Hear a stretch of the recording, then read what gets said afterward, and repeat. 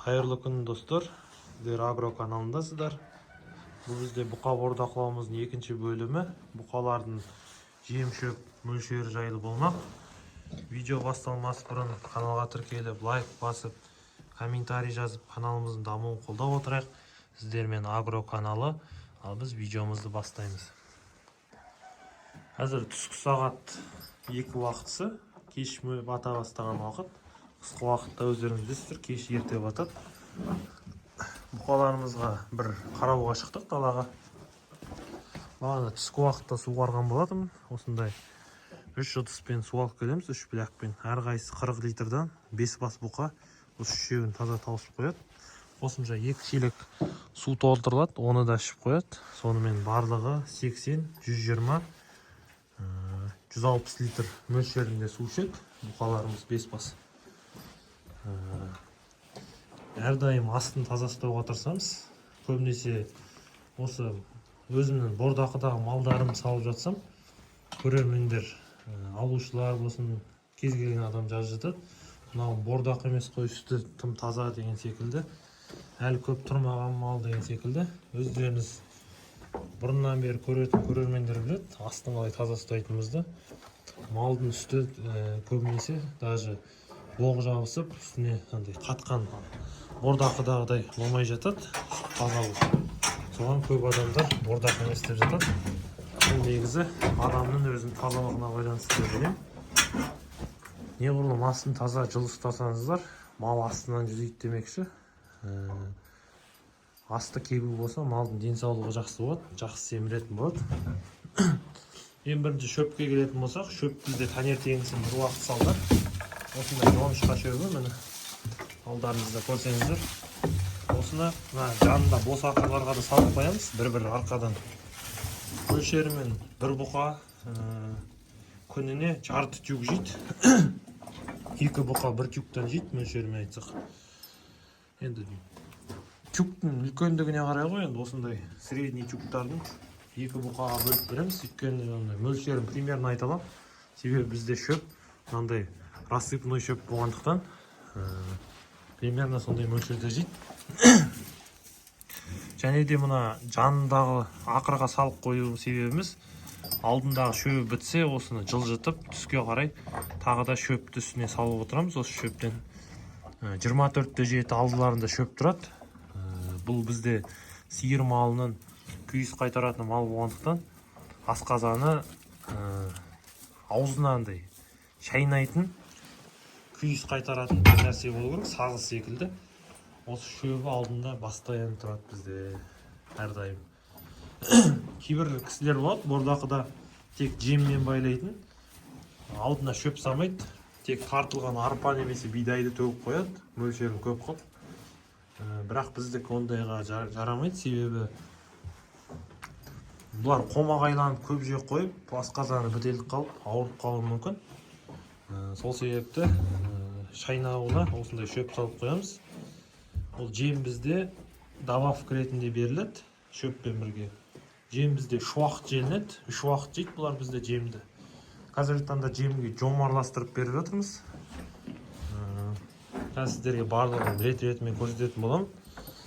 Мынау бізде қазіргі таңда міне ортадағы бос ақырлардағы шөпті жылжытып қойғанбыз. Кейбіреуі мысалы көп шөп жейді, кейбіреуі аз жейді. Өздерінің мөлшеріне қарай жылжытып, алдында постоянно шөп тұруын қадағалаймыз. Жем мөлшерін көрсетейін сіздерге. Көп сұрап жатады, жем шөп мөлшерін дұрыстап көрсетші деп. Ең бірінші жомды көрсете кетейін. Қалай жом береміз? Жом деген не деп сұрайтындар болды алдында видеода, комментарийде көбінесе. Жом дегеніміз бұл бізде қызылша, қант қызылшасының, ақ қант қызылшасының қабығы ғой, былайша айтқанда қалдығы. Қант қызылшасын дробить еткен кезде, содан дробить етіп, ішіндегі согын алады, шырынын десе де болады. Соны мыжып, согынан қант жасайды, тәттісінен. Ал мына сыртындағы қабығы, қалдығы, оны ары қарай отход ретінде мусорға жібереді бұлар. Соны арзаннан сатады. Соны біз бұқаларға алып береміз. Бұл бізде асқабақ, картоп секілді көкөніс болғандықтан малдың семіруіне өте жақсы көмектеседі. Бұның кішкене тәттілігі де бар. Өздеріңіз білесіздер, қант секілді тәтті зат. Ол малды болсын, адамды болсын, кез келген затты семіртеді тәтті. Сол себепті бұл жоммен де семіру жақсы болады, салмақты жақсы жинайтын болады. Және де бұл табиғи, ешқандай қоспасыз, арзан өнім. Бір жағынан бордақыға да пайдалы, сіздің қалтаңызға да пайдалы болып келеді. Бұл бізде қазір қыс болғандықтан жомда кішкене өзінің суы болады. Одан қоса заводта сумен шайғандықтан су қосылып кетеді. Сол себепті осылай мұз болып қатып қалады. Бұны біз балтамен шауып, күрекпен осын босатып, арнайы шелекпен үгітіп, жылы жерге қойып қоямыз. Одан кейін кешке дейін жылып, таңертеңгісін соны салып беретін боламыз. Мөлшерімен 2 шелек жомды 5 басқа беріп береміз. 3 уақыт солайынан 2 шелектен 6 шелек жом жейді. Ол бізде килограмммен шақсақ, күніне бұлар 50 килограммдай жом жейтін болады. 50-60 килограмм жом жеп қояды, 5 басын. Бір бұқа күніне 10 килограмм жом жейді. Жоммен қоса біз жомға осындай 2 килограмм бидай араластырып береміз. Әр несіне сайын осындай бір шашкымен бидай араластырып береміз. Бидайдың да беру өзіндік ережесі бар. Қазір сіздерге жақсылап түсіндіріп өтейін. Мына бидайларыңыз қатты ұсақ, қатты ірі болмау керек. Бір қалыпты мөлшерде болу керек. Қатты ұсақ болса, бұл сиырдың асқазанына, шегіне кептетіліп қалады, он боп. Ал қатты ірі болса, ол артынан бізде боғымен бірге түсіп қалады, құмалақ боп. Сол себепті бір қалыпты мөлшерде болу керек. Бұның өзіндік ережелері бар. Қатты ұсақ емес, қатты ірі емес, бір қалыпты қылып тартыңыздар. Қатты ұн жасап жесеңіздер, ертең малдың асқазаны құрып, асқазанына кітапшалары жабысып, малыңыз ауыр бөліп кетуі мүмкін. Сол себепті қатты ұсақ, қатты ірі емес, бір қалыпты тартып беріңіздер. 2 килограмм бидай, одан кейін 10 килограмм жом жейді. Жомды енді 10 килограмм ол күндік мөлшері. Осындай шашкілер бар, арнайы. Осыны толтырып жом береміз. Бір бергенде мынаған примерно 4 килограммдай жом салынады. Оның үстіне 2 килограмм жем. Общий 6 килограмм болады мөлшері. Ол екеуін шылап, араластырып, су қоспай, қыс уақыты болғандықтан береміз. Ал егер қолдарыңыз бос болса, жомды, жемді бөктіріп берсеңіздер, ол 2 есе тиімді болады.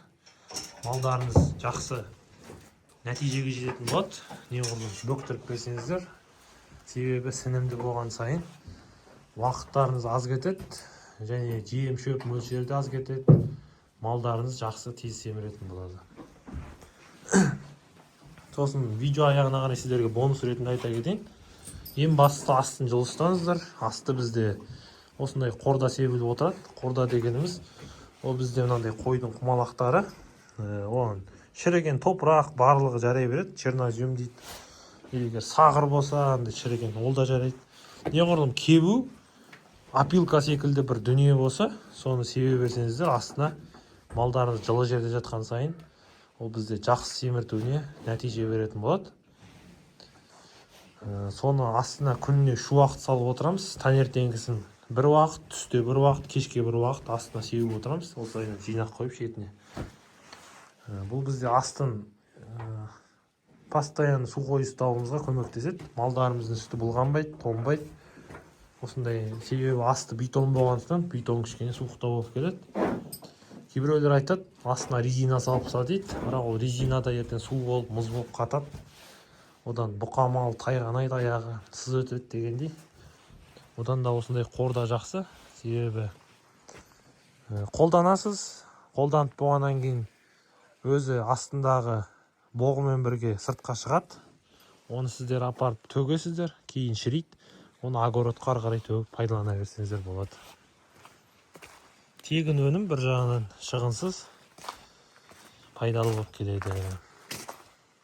Осындай видео достар, сіздерге барлығын түсіндіре алдым деген ойдамын. Сонымен қоса біз бордақыларға, малдарымызға тұз береміз. Тұз күніне бір уақыт әрқайсының алдына қойылады шашкамен. Ол маңызды. Себебі тұз жеген мал, ол бізде денсаулығы жақсы болады. бір жағынан көптеген аурулардан алдын алады. Сілекей аурулары бар қазіргі таңда тарап жатқан. Солардың барлығын алдын алады. Ауыздағы микроб бактерияны өлтіреді, малдың тәбетін ашады деген секілді. Сол себепті әрдайым тұзбен қамтамасыз етіп отырыңыздар. Сіздермен болған Агро каналы. Біз видеомызды аяқтаймыз.